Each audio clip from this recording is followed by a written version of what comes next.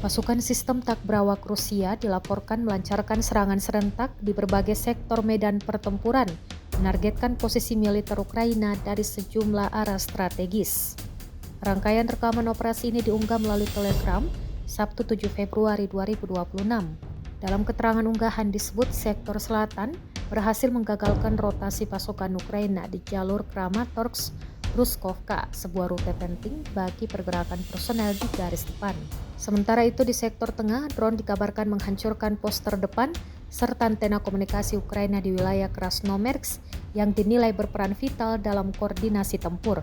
Di wilayah Dnipro, serangan udara tanpa awak dilaporkan membakar sebuah kendaraan pickup militer serta merusak sistem artileri M777. Tak berhenti di sana, sektor timur juga menjadi sasaran. Drone disebut menyerang lokasi penempatan sementara pasukan Ukraina.